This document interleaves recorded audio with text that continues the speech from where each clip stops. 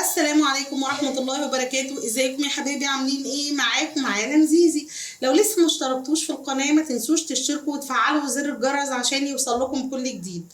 هنعمل مع بعض النهاردة ميني بيتزا. ميني بيتزا خطيرة تحفة بجد. مكوناتها بسيطة وسهلة جدا. من 4 كوبايات دقيق عملت 30 قطعة من البيتزا. مكوناتها عبارة عن 4 كوبايات من الدقيق، باكت بيكنج باودر، نص معلقة من الملح، وهقلب كل المكونات الجافة ديت مع بعضها.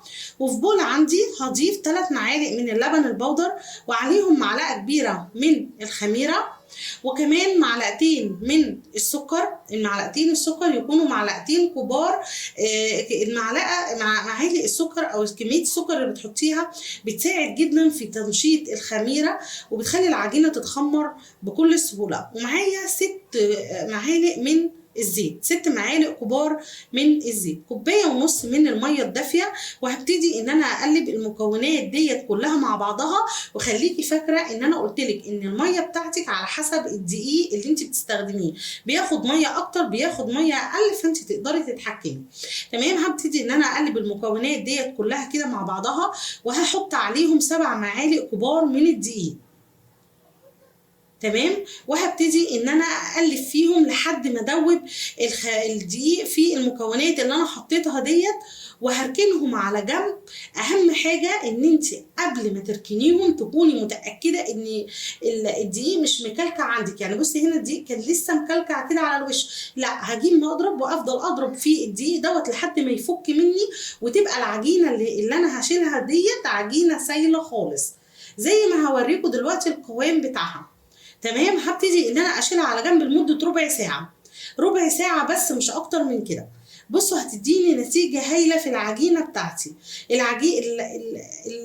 المكونات اللي انا سبتها تتخمر لمده ربع ساعه اتخمرت فعلا، وبصوا من على الوش مدياني ان هي علامات ان هي فعلا خمرت. تمام. هبدا ان انا اقلبها في بقيه المكونات مع بعض واعجن بقى العجينه بتاعتي عادي خالص. العجينه هنا لو احتاجت شويه ميه كمان، برضو الميه اللي هتضيفيها هتبقى دافيه، لان انا قلت لك على حسب الدقيق بتاعك، على حسب ما زودي الميه. العجينه هنا كانت اتلمت معايا، وهبتدي اخدها على سطح مرشوش بالدقيق، وهبتدي ان انا اعجن فيها عجن ما يقلش عن 10 دقايق. كل ما هتخدمي العجينه بتاعتك في العجن كل ما هتديكي معجنات افضل. ده في اي عجينه، مش بس في عجينه البيتزا، في كمان عجينه بتحتاج عجن اكتر من 10 دقايق. هفكرك برضو ان عجينه البيتزا اللي انا عايزاها مش هتكون عجينه لازقه في الايد، لا هي هتكون عجينه مطاطيه شويه، عامله زي اللي باينه كده. تمام. متماسكه.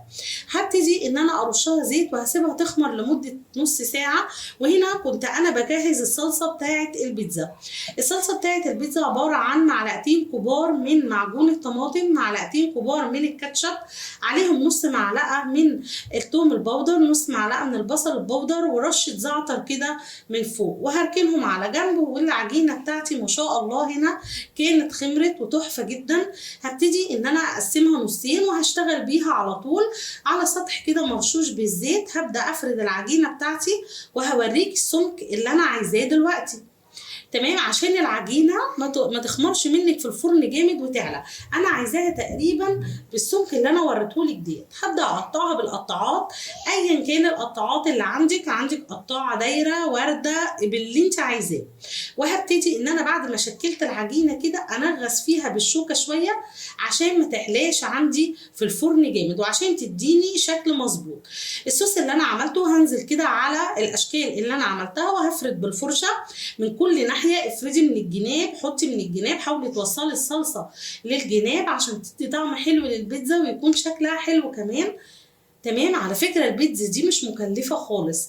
انا يعني لما خدت من تقريبا يعني حاجات بسيطه جدا من الجبنه، استهلكت حاجات بسيطه جدا من الجبنه الموتزاريلا وبرده من الجبنه تشيدر، لان هي عشان صغيره ما بتاخدش مكونات كتير.